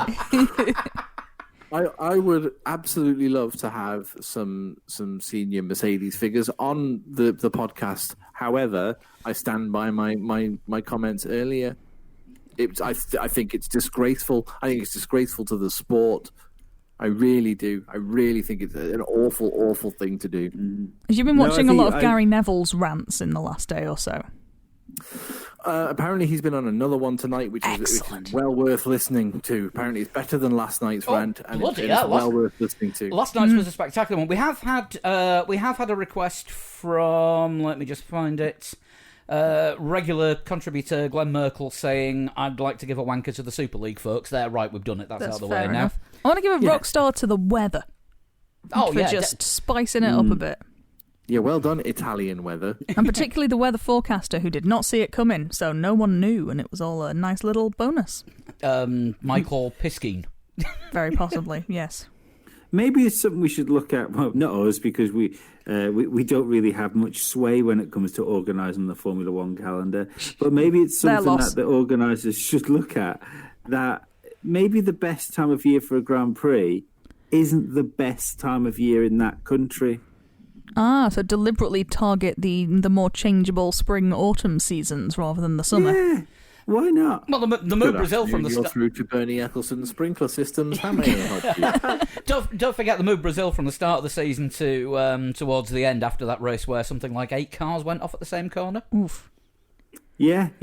I mean, obviously, like the times of day in Malaysia. Remember when they shifted at that point of the day where it rains all the time and all of the water falls out of the sky at once. And we ended up with all the world champions at the back. Yeah, try and avoid those in April. Silverstone in April, Lee, weren't you there? I was there. It was fucking mental. Luckily enough for me, I was there in a big old Land Rover. And but oddly enough, we were watching other Land Rovers get stuck. I remember the guy that drove us there and back shouting out of his window, trying to explain to another same Land Rover to the guy driving it what the diff lock was for. I mean, that was the one where it snowed on the Thursday, and they thought it was going to snow into the weekend as well, didn't they? Yeah. That was a good weekend. That was good fun. I enjoyed that one. Right, rock stars. I'm gonna say Imola, the circuit. Agreed. It's great to see it back on the calendar. Long may it continue. I hope so. I hope they do use it again. You know, we've had it for 2 years now, but keep F1 there. Sod this one race per country rule. Italy has got 2 decent tracks. I'm not counting. Yeah, I'm not counting Mugello in that. You know, we never used to have a problem with races at Monza and Imola in the same season before. The two completely different personality-wise tracks, and I think that makes it a rock star. I think so too. I mean, I'm not convinced that a dry Imola would be a particularly good race. It just looks like a good track to drive. Yeah, but I think it's a circuit that lends itself to being processional unless shenanigans happen. But shenanigans happened and it was great. Maybe widen it in a few places, but apart from that, maybe yeah. That's what's really difficult, isn't it? Because behind where the chicane is at Tamburello, did you see the Damon Hill thing before the race? Looking at the 1995 when they first used the chicane, they wanted to push the wall back, but then they were told that they couldn't because there's a river there. There's also quite a few houses, isn't there, dotted in amongst it too? There's people's garden. Yeah, best photo of the week was the 2 kids watching the race from their back garden on a trampoline. Yeah. Wankers, whichever house owners were letting their apartments out for $2,000 a night on Airbnb overlooking the circuit. No, what's wrong with that? That's good old fashioned capitalism. That's good. Yeah, I mean, if you can afford it. No, fair enough. I'm just calling them that out of jealousy. Because we can't get off the island at the moment, so the wankers are not waiting until we're allowed to go. And we can't have TT prices because there's no TT. Yeah, exactly. Yeah. Yeah, it's just pure and simple jealousy. We do it in TT. No, good for them for doing it, but wankers. It would be a great holiday, wouldn't it? It would. We've had a nomination for Perez for a wanker. For any reason? The safety car overtaken, then losing himself the chance for an amazing recovery by almost binning it then. I mean, That's fair, actually. More disappointed than angry. He did snatch defeat from the jaws of victory. Yeah. It's more a self-wanker, though, isn't it? He's not really... I mean, that is a wanker, isn't it? Let's be honest. But Self-wankering, it's... The rain fucked him over. Yeah, he didn't really bother anyone else while wanking about. So No, he just true. Sort of... And you know what, Sean? That's the way you should do it. You never went to posh school. Another nomination here from our good friend Niall Slim Drew. Oh, you did. What happened? I got expelled. Another. It's all fun and games until somebody wakes up. Yeah, I wasn't a boarder. I went home every day. The rules were different.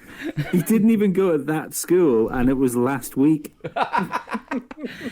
As I was trying to say, one of our good friends, Niall Slim Drew, host of the Lemonade Lifestyle Auto podcast, give it a listen, it is really good.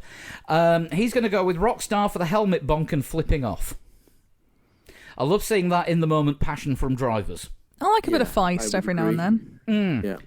Yeah. Talking of on-track fights, anyone see MotoGP this week, particularly Moto3? John McPhee had a 10-place penalty for kicking a rival in the nuts at the previous race. No, it wasn't a 10-place penalty. It was a 10-second... It was an enforced pit lane start 10 seconds after everyone else had gone past the pit exit. Yeah, for kicking the guy in the nuts who took him out the race before. I've got a slight bit of news as far as this sort of thing goes. Just before we came on, do you remember last year? I can't quite remember the guy's name. I think he's Italian, the kart. We are never going to forget last year, are we? But no, I know the guy you mean who beat the shit out of someone in the pit lane after they had a bit and he threw a front wing at somebody, didn't he? He crashed out. And he's been banned from F. It was his dad's He's kart been track. banned from F. Yeah, he's been banned from FIA Motorsport for 15 years. Ooh. Jesus. Bloody hell.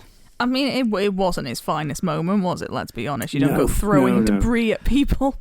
I mean, I must say, as a man that constantly says, I appreciate a piss boil, I feel we need more people like that in Formula One. And I think it's a great shame to motor racing in general. You just want to see more chair shots, that's the problem.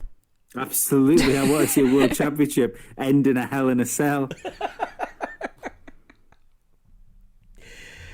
Dear God. Right, news. Miami then. Yeah, it's happening. California, here we come. By the time it happens, right. we'll have learned. I lent well into that on social media all the way up to it being released. Yeah, Sochi 2, just when you thought it was safe not to have a nap mid-race. I mean, it does look just so uninspiring, doesn't it? It does. I do like how all the press releases say, it's a circuit around the iconic Hard Rock Stadium. Surely it's only iconic if you live in Miami. Because, I mean, surely America's biggest icon is like the Statue of Liberty, probably, globally. White House, maybe. I mean, even in stadium, you would say it's probably either the Cowboy Stadium or Lambeau Field. It's not Hard Rock. Yeah, iconic just seems a bit. Indianapolis, maybe. That's pretty. As a track, that's pretty iconic. Go, yeah. Yeah, exactly. Yeah, Daytona. Yeah, to me when people go, an iconic stadium, I don't think the Hard Rock Stadium in Miami. No. Do you know, Iconic Stadium sounds like that one, like a band that sounded a little bit like Muse in 2006 that had one album. No, Iconic Stadium sounds like the new name for an American football field that was called something completely different last year, and it's got a new sponsor. Yeah, and Iconic is a platform for cryptocurrency. Are you sure it's not? Are you sure it's not the Barclays Iconic Stadium? The Barclays Arena's a thing. Oh, there's about 3 of I them. think that's a thing, yeah. Yeah, it was the Lehman Brothers Arena until Lehman Brothers got bought out by Barclays. No, seriously, it was. Fair enough. Yeah, it just looks like another. I mean, I don't know. I just don't know about street circuits. Do they have a place in Formula One these days? And I think no. Purpose-built racing circuits. Don't know. I like Baku. Baku has been a good one. It's slightly mental. Even things Singapore. Singapore's a good shout. it's not a great overtaking one. It's I can see why they hold the race at night because it looks good, but it's bloody dull in daylight. No, it's a good race. It's Singapore, usually been a good race, yeah. But Sochi? Sochi less so. The only good thing you can say about Sochi is actually the F2 is usually quite crashy. Yeah, that's true. It's a good F2 circuit. It's just not good F1. Did you say Azerbaijan? Yes, yeah. Yeah, so that's a good race. Yeah. So yeah, I don't think street circuits are the problem. I think it's the people that are laying them down, and maybe it's not the fact of street circuits. Maybe it's these sort of half and half things that we're getting dished out. Because I think this is it. I think there is some design going in this, because I think they're going through like a car park, so they're going to have pretty free reign what they do around that bit. Oh, yeah, Caesar's Palace all over again. Yeah, exactly. That was an awful circuit. You know, it's just like, you know, street circuits in America, generally speaking, don't have good history. Phoenix, Dallas, no, not really. I think they run the Dallas Grand Prix once when Mansell passed out. Yeah, Long Beach was a good one, but that's been around since the 60s. I mean, there's still... Is it all street? Yeah. I'm not sure it's the circuits that are the issue. It's modern Formula One cars and street circuits. So again, this might not be an issue next year with new Formula One. That's the other thing we have to remember. Like if all of a sudden they do a MotoGP on the cars and they can follow each other and the pack's really bunched up, doesn't matter where we go. Yeah, if these new regs work as we're hoping that they do, then that's going to be great. But otherwise, we've got 10 years of, oh my God. I feel press release said about having 2 passing spots that have been identified in part of the designs. You identified 2 passing spots. Yeah, don't worry. They've already got Herman Tilke on the case to eliminate those. Yeah, it's great on paper as well, isn't it? But in practice, is it 2? Do we think? Can we nominate Herman Tilke as wanker of the race for the Miami Grand Prix next year in advance? Sounds reasonable. I don't know. It's like I say. I really think we should not pass judgment on circuits, even though it does look like Sochi, until we know what the 2022 cars are like on circuits. Yeah, good luck to them. I hope it goes well. But I mean, at the same time, like I said last week, they've got a lot to live up to make that such a massive party in the US like they do with Circuit of the Americas in Austin, and to make it, to live that's a lot to live up to, and they've got to do it as well, if not better, for it to be a success. What do we think about the 10-year contract? It feels like a bit of a lengthy one for something we've not seen before. I think contracts get cancelled early a lot of the time. Very true. That's a good point. I think we've got a lot to look forward to next year. Because I was thinking about this the other day. When you consider that this sort of think group that's been put behind Formula One and where Formula One should be going, this year, although it's like this sort of interim year where we should have had new rules and we haven't had them, but this is the first year that we've really seen them sort of flex to try and do something about making Formula One more interesting. They've done a very slight change on the cars, and it's brought the two leaders together and bunched the rest of the pack up. when all we thought this was going to be carryover cars. Yeah. So this says to me that they really have got their heads screwed on at how they need to change these cars to make them race each other. So it's I think if this small aero change to last year's cars to this year has had such a dramatic impact, I think we've got a lot to look forward to for next year. I mean, we could see a complete shaking up of the order next year. I don't even know if we'll see a shaking of the order. I think we'll just see the pack squished together in the same way as maybe the Mercedes and Red Bull. I say the Red Bull is a bit quicker, I think, than the Mercedes, but the Mercedes can still compete with Red Bull. I think you might see like Mercedes and Red Bull as the top teams, but McLaren and Ferrari and maybe another team squished into that top bracket where they can compete as well. I mean, a 5-way fight for a championship would be something that we've been waiting for decades. Ever. Fight for race win would be all right as well. Yeah. Just one other thing, actually, on the subject of street circuits as well. Canada, no one actually knows what's happening at the moment. Because 1 minute it's off, then it's not off, then it might be off, then it's in negotiations, and now we're getting rumours that it's getting replaced by Turkey. Well, Turkey's on standby, isn't it? Yeah. Schrodinger's Canada. I don't know why that's such a strange sentence. What, Turkey's on standby? Yeah. It's an emergency Christmas. Yeah, it's like the Penguins' backup army. How many bottles of wine have you had during tonight's podcast? None, actually, none. I was going to text you and say this. I am going to go nip and get a glass of water. I'll be 2 seconds. So, as things stand, Canada is still going ahead provisionally. But agreements need to be made with F1. I think what the Canadian promoters want is basically the money that they would lose covering. It's not just that, is it? Isn't it something to do with the coronavirus rules as well? That the teams can't stay in the area that they would normally stay in because it's too too much in public and business areas. Integrated with the rest of the city, so they were trying to look at different ways of getting around the rules, and did a deadline passed or something without any agreement. So that's why it was announced that it was off. But it is not officially actually being signed as to say no, it's not happening. I think they were trying to do a biosecure bubble like they did in Abu Dhabi, where they just block book hotels and charter flights, but they were struggling to do that.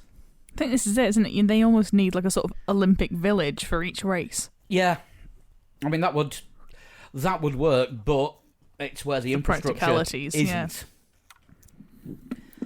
It's a tough one. I mean, I know that Canada is struggling at the moment, coronavirus wise, and so's Turkey. Though that's the thing. Turkey I think they've gone back into a lockdown now. Quite a strict but it might one. be easier for Formula One to do Istanbul Park than it would be to do the circuit Gilles Villeneuve in the middle of the St. Lawrence Seaway. Because it is quite removed from central Istanbul, isn't it? I think Istanbul Park, it is quite out in the sticks. Yeah, I think it is. It would also make more sense to do Azerbaijan, Turkey, France than it would to do Azerbaijan, Canada, France. Yeah, that is a strange geographical plot. Logistically, yes. And it's back-to-back weekends as well between Azerbaijan and Canada. For a sport that says it's trying to cut down its carbon footprint, that's not the way to go about your travelling circus. Not greatly, no. That is a strange one. Lee, are you back yet? Because I think we're about ready to shunt. I'm absolutely back. This is why he needed the water, to make sure he's good and clear. Right. Just quickly before we do move on to shunt, congratulations to Robert Kubica for winning his race as well. Oh, nice. Was that DTM? Yes, yeah. Didn't even know the season had started. No, I missed that entirely. Good for Was him. it DTM or was it endurance? It was. I think he was doing an endurance race. But yes, he won a race. Talking of endurance racing, if anyone wants to see me make an absolute fool of myself, I'm in one of the 3 legs 4 wheels teams this weekend at the 24 Hours of Nürburgring. And it's the combined circuit, so I'll be doing the Grand Prix circuit along with the Nordschleife, and that's going to be starting, I think, Saturday lunchtime. So if anyone wants to watch it, I'll be streaming it on Twitch, and I'll be putting the links up on the socials. So if anyone wants to join and laugh at my lack of driving skill, just thought I'd get that plug in. Good luck. I'll bloody need it. Is it shunt time? Yeah. Right. It is. Who's this week's? This has been sent in by Luke Klee. It's an odd surname, innit? It's like I've misspelt my first name. And there's every possibility that can happen. I was born Yay.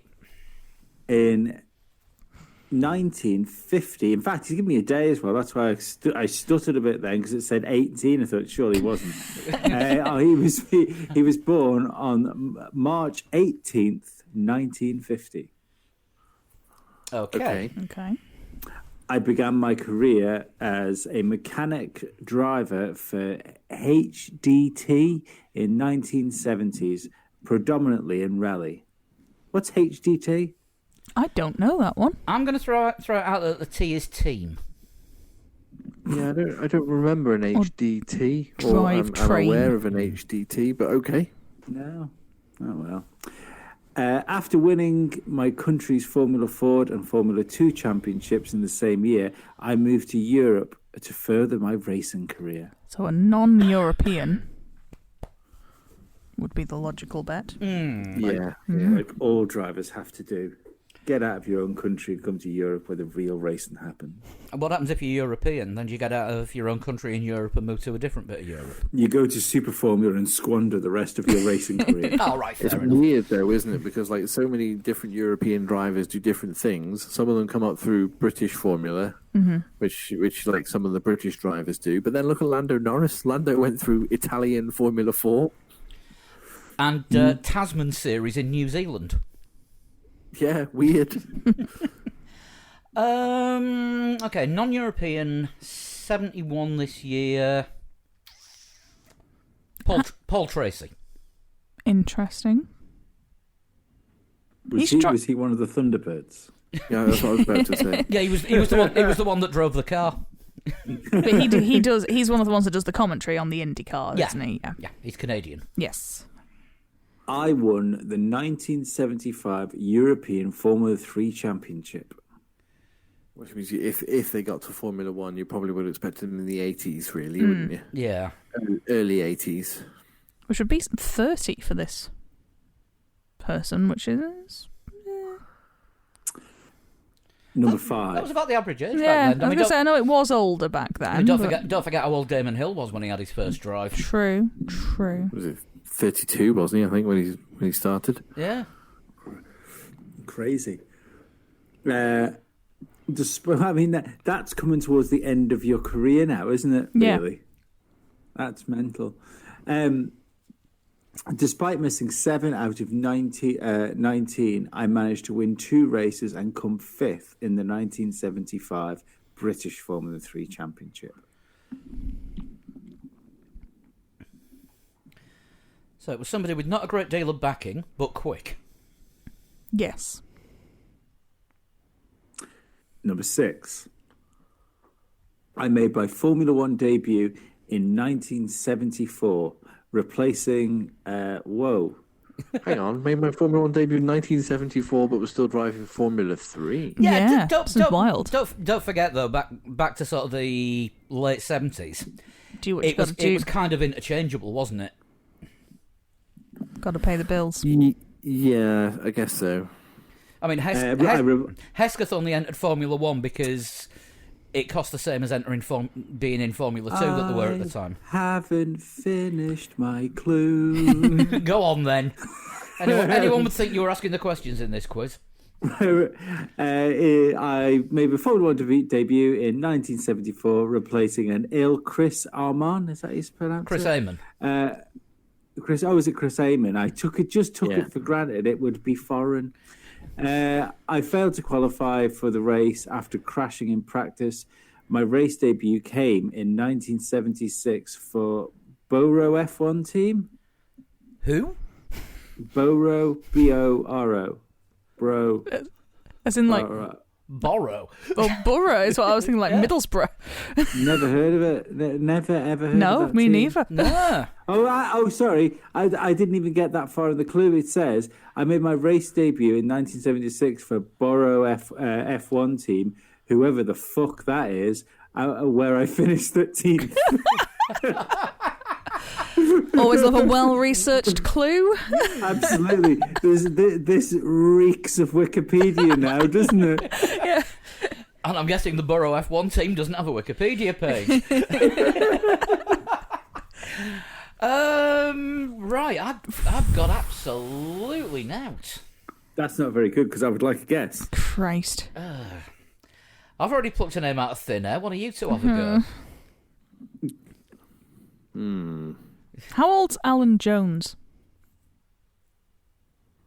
Oh, it might be about the right age. Yeah, you can go with Alan Jones. That's a pretty good guess. I was going to go with Clay Regazzoni, but I think he probably was already in Formula One by that point. I think he was, would have been. He yes. was Lauda's teammate. He was. At Ferrari. According to the film Rush. And Wikipedia. Yeah, I like Alan Jones as a guess. I'll throw him in. Yeah. Number 7. My career in Formula One was short, but I managed to race in some well-known teams, including Brabham, BRM, and Surtees. I feel not Jones now. Probably not. There was no mention of Williams there. With whom Alan Jones was champion. Once my F1 career was over, I moved back to Australia. So it is an Aussie then? Number 9. I have won the Bathurst 1000. Oh, 6, sorry. I've won the Bathurst 1000 6 times and have been on the podium over for a total of 12 times in my career. Blimey. That's a many hours of racing to get a podium. It's about 6 hours long, but you do it in teams of 2. Yeah. Yeah, but 12 times. Yeah. Not if you're Hulk. It's true. Are you Nico Hulkenberg, mate? Have we got a clue 10 or a Spaffer or? You have both. Excellent. I raced in Le Mans 3 times.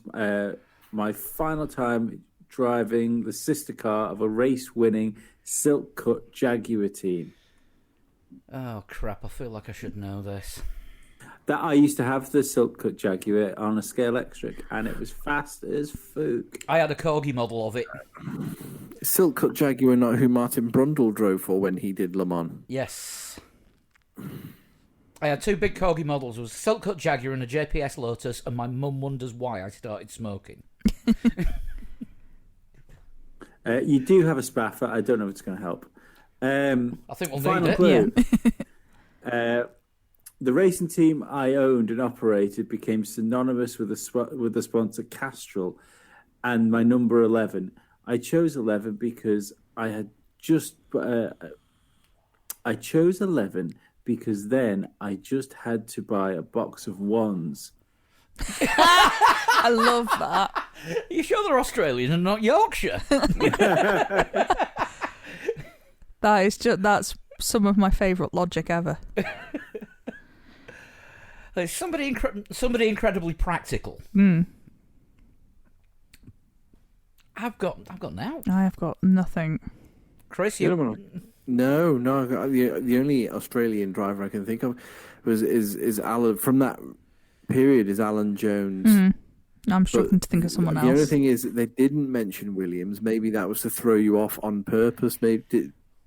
Yeah, but I don't think Alan Jones did Bathurst because he kind of retired from F1 and then tubbed out. Yeah. Yeah, he did a bit, didn't he? And we're looking for somebody who's won Bathurst 6 times. Yeah, no, this is like a proper sports car doer.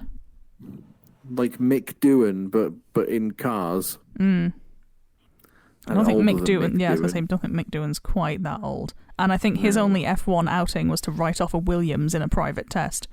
I think so. I think we're going to have to give up on this one, aren't Yeah, we? I don't think I can offer anything. Luke, you have beaten us. I am Australian racing driver Larry Perkins. I who have Lee heard the has name. Never heard of. I have heard the name. He gave a really big description of about it, which I did read. I'm not going to read here because I haven't got time. But he did say, I chose an Australian because you all seem to struggle with Australians and New Zealand drivers. I mean, we struggle with lots of nationalities, let's be honest. Yeah. I don't know that we've actually found a nationality we specialise in.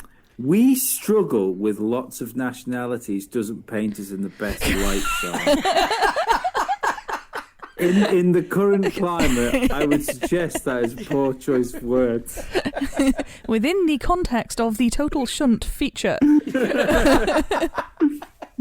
We're within the 3 legs, 4 wheels universe. Can we just say we struggle without spaffers?